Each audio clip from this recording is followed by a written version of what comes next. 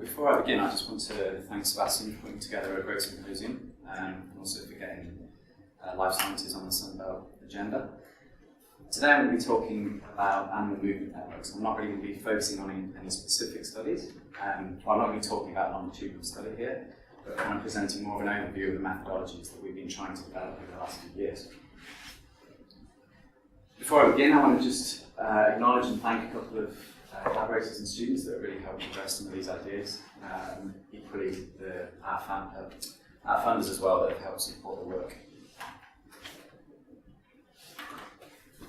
So I think it's safe to say that in the last 10 years or so, biologging technology has exploded, and that's really enabled us to now attach animal-borne devices to a whole new host of species through the increasing sophistication and the reduction in size of some of these technologies. But I think at the same time, it's actually really important to reconnect some of the questions with the tools we have. So we need to develop analyses that sit alongside some of the big data being generated by some of these biologging devices. And this is really where I see network theory coming in quite strongly and playing a big role. It's also safe to say that animal social networks are now pretty ubiquitous. We've had some excellent examples in the previous talks of how and why animals might choose to spend their time together and associate.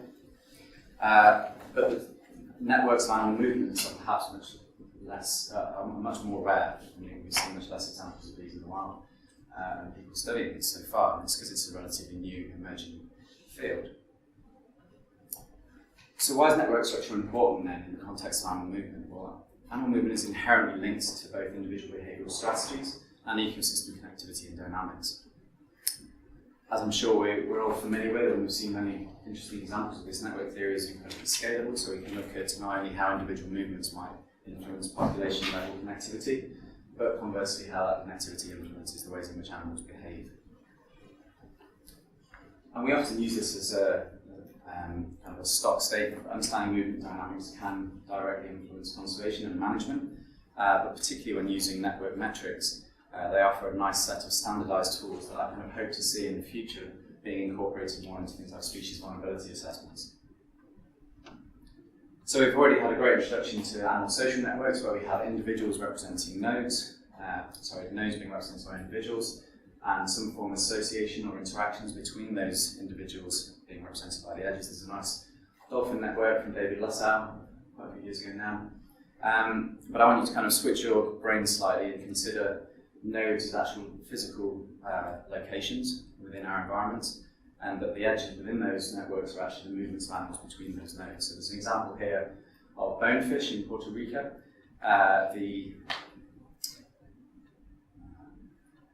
So these are actually all acoustic receivers, which I'll tell you about further on in the talk. And these edges between them are actual movements of individual bonefish, and you can see that there are some self-loops within this network suggesting cytophilopathic behaviour by some of these fish. So they're returning to the same areas through time. So what are some of the key insights then that we've gained from applying some of these techniques to large telemetry data sets? Well, we don't always think about it, but perhaps human mobility offers one of the most comprehensive studies of animal telemetry that we're likely to see. Most of us carry mobile phones these days. Whether we like it or not, that making a phone call or actually giving away our physical location. And there's been a couple of excellent studies from the Mammalogy lab that have actually looked at the predictability of human mobility patterns, and using the trajectories of over 100,000 anonymized mobile phone users, they were able to suggest that whilst individuals' movement patterns are quite diverse in the distances they travel and the places that they go to, they actually follow some quite simple, reproducible patterns, and that human mobility patterns show these sorts of high spatial and temporal regularity patterns. Another good example is transportation networks as well. And as a biologist and ecologist, I like to draw on kind of as wider examples as possible, but over 90% of cargo is transported around the world on our oceans. So what we see here is one of the most comprehensive kind of transport networks and cargo distribution networks on the planet. And a very nice study by Kaluza et al. A few years ago were able to demonstrate that these cargo ship movements actually have a heavy-tailed distribution. So when you plot the link weights, the frequency distribution of the link weights, they show these characteristic kind of power law distributions, and that has really important implications for the efficiency with which we transport goods around the globe, but also for things like the transmission of invasive species in the ballast water of some of these large ships as they go to and from different places. I mentioned species conservation. Often for species that it's difficult to get any data on movement, they might be quite cryptic. We often kind of rely on a firm understanding of landscape connectivity instead to say something about metapopulation persistence. There was a nice study by Fletcher et al., who explored a number of different methods to ask the question, can the ways in which we typically model connectivity from mark recapture data, how well do they actually capture physical movements by animals? And long story short is that they tend to often overestimate the connectivity of some of these systems, and that has clear implications for conservation of perhaps more remote and cryptic species. We've already seen this earlier on from Christian. It's a nice example of using temporal networks developed through time to understand something about how animals and invertebrates actually optimize their route efficiency. So Christian found that the route efficiency increases and the link duration decreases with experience through time, and they're able to understand that using temporal networks. The role of habitat and disease transmission, we've also had a nice example, got a number of very interesting examples from that previously. There was some interesting work on fruit bats using bipartite networks, so tree roots and individual fruit bats. And the take home from this was that there was a strong correlation between network structure and the rate and shape of transmission, and that modularity can actually play a role in slowing the transmission of disease within the network. So if we're interested in tracking animals, we can do that in a number of different ways. We might use mark recapture, camera traps, acoustic telemetry, which is my sort of main interest in marine environments, and also continuous biologging using GPS loggers. These methods, if we're going to apply a network methodology to them, we need to ensure that we can identify specific individuals. But for the majority of species, it's not possible to observe direct movements at scale, and so we may actually try and infer these based on the presence and absence and the timing of arrival and departure at different logging locations. So if you imagine one of our receivers, an animal departs and it arrives again, that's another one of our receivers. There is an edge formed between those two receivers and an associated time with that edge. That duration tells us something about the tortuosity of the movements made between those two areas. It doesn't actually tell us what they've been doing in this time, but it does say something about how directed that movement was. So I do a lot of work in the Central Indian Ocean in a place called Biot, which is the British Indian Ocean Territory. It's one of the British overseas territories. It's one of the world's largest no-take marine protected areas, established in 2010, but it still suffers quite considerably from illegal fishing activity from quite small boats that come from Seychelles and Sri Lanka and the Maldives. We've established quite a large network of acoustic receivers within this area, and we continually track large predators, particularly sharks, whereby we construct these movement networks, as I've just described, as sharks move between receiver locations. This is an acoustic receiver. They have a field of view of approximately 500 metre radius. So if one of our tagged sharks, and we tag them internally with 10-year acoustic transmitters, just simple pingers, if they come within roughly 500 metres of one of these receivers, it just logs an individual time and date.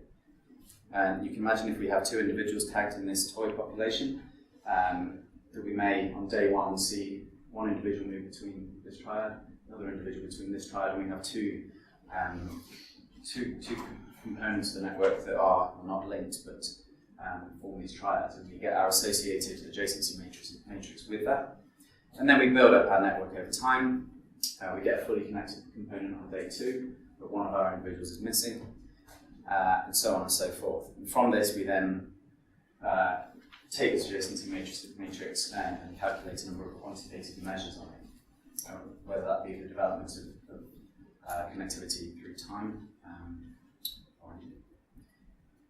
Again, preaching to the converted here, but I think we'd all agree that the visualization of networks are very intuitive. They're extremely useful tool for generating hypotheses and quantitative analyses.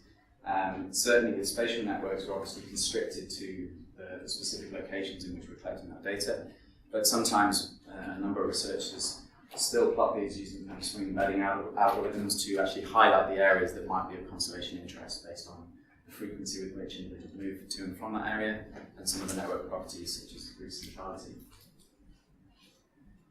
Modularity is a node-based measure that we see cropping up in this type of literature as well. And again, this was a study from Fletcher, who was interested in identifying the critical scales at which movement and gene flow within animal populations. And they took 4 populations of very different types of animals, invertebrates, birds, mammals as well. And they found that there was significant modularity in the ways in which these animals move at different scales when you control for that distance. And this has important implications for mass population viability. So just an example of some of the data that we've been working with from the acoustic tracking of sharks in Biologging. This is some of the northern atolls from that territory. I was interested in looking at the behaviour of 2 sympatric reef sharks, grey reef sharks and silvertip sharks. And what we find when we explore some of the metrics from the movement dynamics of those collective species is that silvertip sharks tend to harbour the majority of the ecosystem connectivity. They show high degree and thus high graph strength, short average path lengths, and high clustering as well. And this actually has quite important implications for their vulnerability to illegal fishing, which I'll explain now. So working with data from the British government, we were able to assign, this is the kind of the boundaries of the Biologging Marine Reserve. We were able to assign to each 0.1 degree grid cell a risk score based on a list of 24 different things that the patrol vessel data they collect, things like previous illegal activity, boat sightings. It's actually illegal to go into this area without a permit from the British government. Distance to boundary as well, obviously the boundaries to these, there is still fishing going on outside of this location. And long story short is that when we kind of map the dynamic networks and movements of these 2 species, we actually find a significant positive correlation in silvertip sharks with their degree. So the more an individual moves, the more that population moves, the more likely they are to expose themselves to greater risk of illegal fishing activity. We're also interested in testing specific hypotheses. So this is another field location where we have a similar acoustic array setup. This is in the Central Pacific Ocean at a place called Palmyra Atoll. And this was a master's project where we were interested in actually trying to map the distribution of nutrients onto the reef. So again, using grey reef sharks as a model species, they tend to show quite high residency to the reef, but they also tend to forage offshore at night. So they forage on pelagic species and then come back to the reef during the day. And we were interested in trying to map, as a population as a whole, where the nitrogen is likely to be deposited on the reef, taking into account residency indices, which is the heat map underneath, and the dynamic movement behaviours between our receivers. And from this we were able to show that males and females show quite different properties in how they connect the reef, and thus where some of those key locations we would expect to see the highest deposition of nitrogen. There's also plenty of work to be done in integrating a multi-layer approach as well, and I've been talking to Matt quite a lot about this. But we're currently interested in exploring how individual variability impacts the overall connectivity of the ecosystem as well. So it might be that we disaggregate our sharks or any of our animals that we've been biologging to look at how each individual plays a role or not in the overall connectivity of the system. I'm going to very briefly talk about Mammalogy. We could probably spoke for 20 minutes about how we would try and create these random distributions against which we might test our movement data. Essentially, we often, given the spatial constraints of our receivers or our loggers, we often work with individual-based models. And what we're essentially looking for is the test statistic within our 1,000 or 10,000 random walk networks that we construct. And we're looking for our reserve data to fall within those 95% confidence intervals. And this was something that's been done in the past at Looking Bill, who was working with Demerva fox squirrels. And they used a whole host of biotic and abiotic variables to train their individual agents within the individual-based models, send them out from a certain point of dispersal to see whether they could then use graph theory to map the implications of an invasive species release from different locations. One thing we've also been working on quite extensively in the last 2 years is how we can not only work with or understand something about the ways in which animals move. If we have enough individuals tagged, how does that impact their social interactions? And we've been looking at developing Bayesian approaches to infer social co-occurrences based on their spatial temporal movement patterns.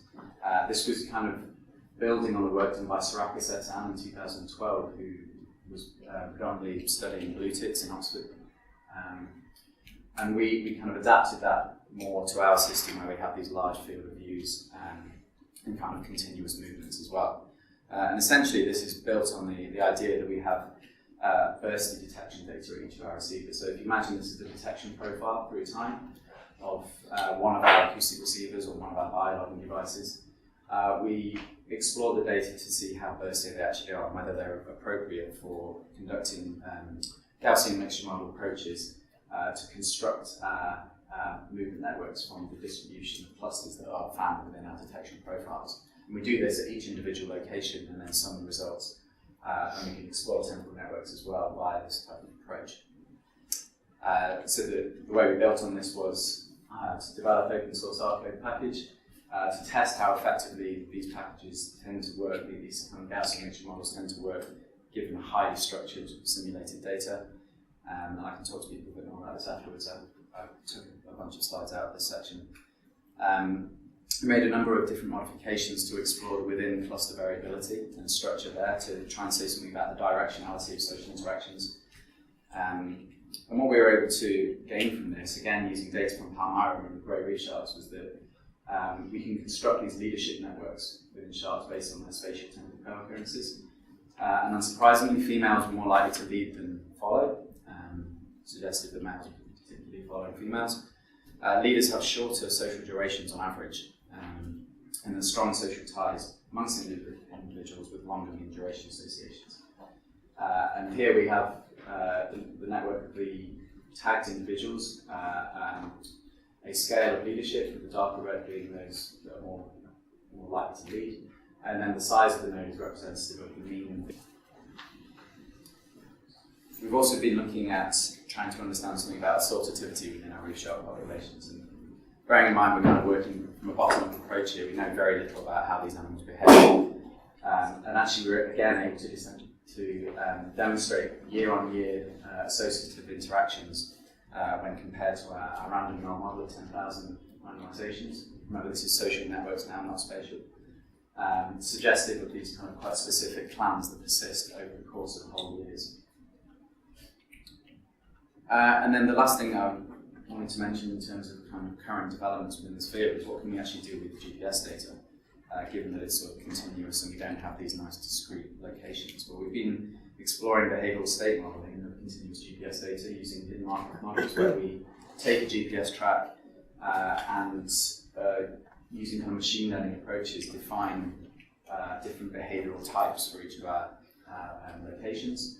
And from that we can kind of construct kernel density plots of different behavioural states. We're kind of very much at its inception at the moment, so this may or may not be the right way forward with this approach, but we've then been using clustering analyses to define nodes within a network, to then try and understand something about the multi-layer interactions between behavioural states of individuals at key locations. So to conclude, I think network theory allows us to think in both a holistic and reductionist way.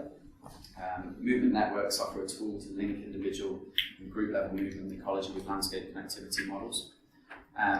It's certainly an intuitive and informative way to visualise biotelemetry data and certainly useful for generating future hypotheses.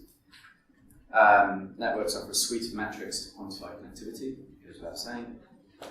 Methods for hypothesis testing and exploring multi-layer networks. Again, this is all fairly early days for some of this stuff.